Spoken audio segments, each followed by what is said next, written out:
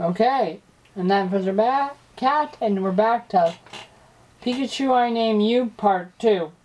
We finished off on number 21 Fearow last time, so we'll be continuing with number 22 Fearow. Fearow is level 3. Fear and Sparrow. The Pokemon might strike fear into the hearts of others. After evolving from Fearow though, Fearow doesn't really look like a sparrow anymore.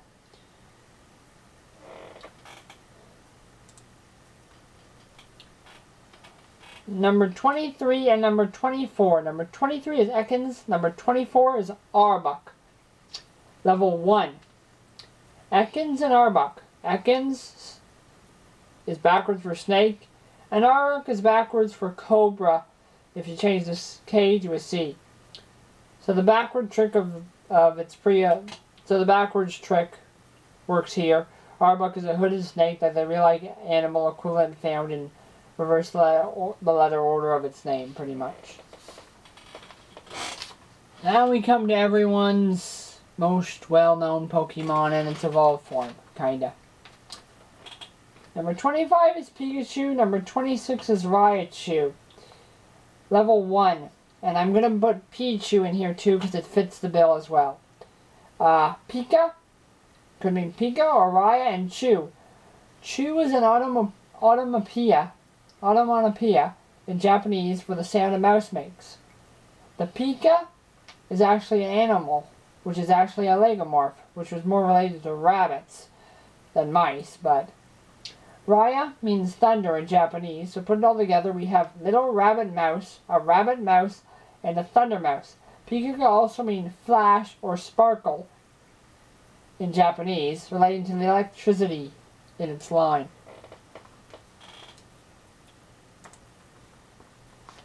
Sandshrew.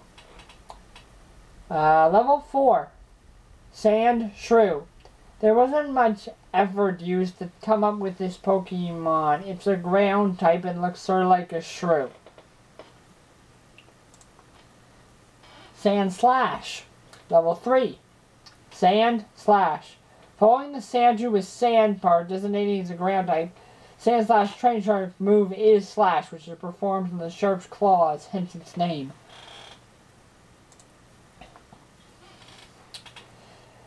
Nidoran, Nidorina, Nidoqueen, Nidoran, Nidorino, Nidoking. Number 29, 30, 31, 32, 33, and 34. In the top right, the top left corner, you have Nidoran male, beside it Nidorino, and in the top right corner you have Nidoking, and in the bottom row you have their female counterparts. It means basically Nido with the suffix king, queen, ran, nida, nina, and nino. People say that Nido is a play on needle, but that isn't really what it is, because this is a level 1 thing. Nido, or after being translated from Japanese, means twice, or a second time, which would apply with the 2 lines of Nidorans, one for each gender. King and Queen are obvious, and the Ina and Nino are from Nina and Nino, meaning girl and boy in Spanish. Respectfully, I doubt that Ran means anything at all, except they may be fast.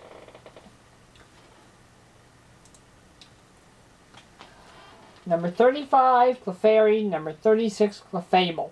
And Cleffa is in here too, just because it fits the thing. Level 1. Clay, Clef, Fable, and Fairy. It's kind of tough.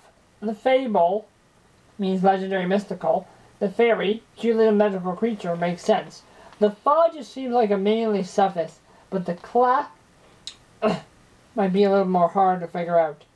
It refers to the French word for key, after adding an accent over the E in Clef.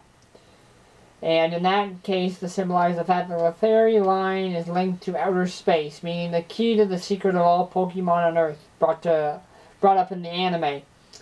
Clef could also be Clef because this Pokemon knows the move Sing, even though Jigglypuff was more known for singing than Clefairy. If that's the case, then Fa in Clef could be the musical nose, Fa, also known as F. Or F natural, more likely. Number 37. Vulpix. Level 1. Vulpine, 6, or Vixen. Vulpix is Latin for fox. A Vulpix is a fire fox, has 6 tails, which eventually split into 9 when it evolves, and also Vixen is the name for a female fox. 9 tails. Level 4. 9 and tails. Pokemon has 9 tails. Sure, like, but not like its name. The background of 9 tails is interesting. It's based on the, I believe it's Kitsune story, a Japanese fox spirit which can shapeshift and live to very old ages. That the name is interesting, not the Pokemon and how it got its name. Number 39 and 40. Wiggly. Jigglypuff and Wigglytuff, and also Igglybuff is here as well. Level 3. Iggly, Jiggly, Wiggly, Buff, Puff, and Tuff. The Iggly prefix works in all the line because they're rubbery ball-like Pokemon. Puff goes with Jigglypuff, which is just fine because it's a cream puff. Igglybuff doesn't seem that buff, and Wigglytuff doesn't seem that tough, except for its HP, of course. The tuft could refer to the tuft of hair that it has on the top of its head, though.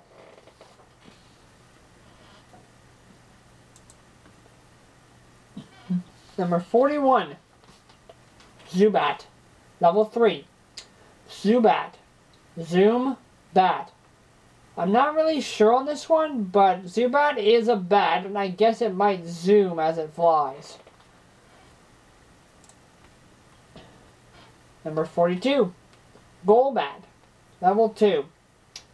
The bat is the respective of its animal type, and the goal, it does not mean blue in Japanese, as many people have said. Maybe it does in another language, but not Japanese. Yet, I think goal is short for gold, meaning great. When someone says, "Oh, that's gold," they usually infer that this is a great idea or that's great. Basically, because this is a great bat.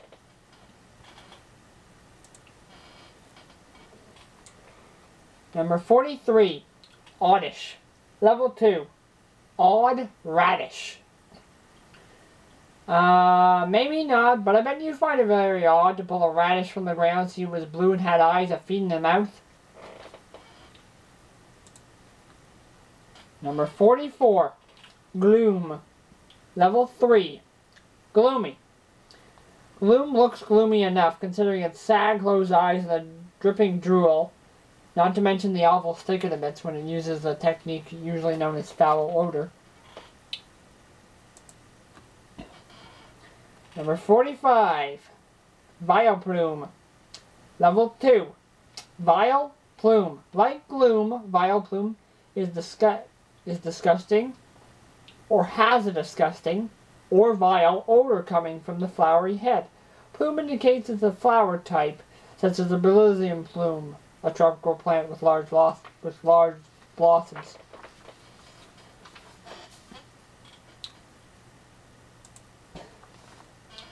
(46) Paris. Level 2. Parasite.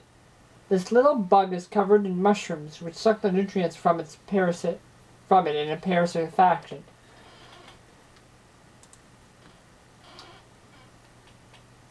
Number 47. Parasect. Level 2. Parasite and insect. What makes Parasect any more of an insect than Paris, if anything, is it's less of an insect.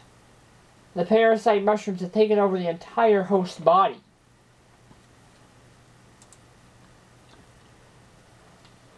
Number 48.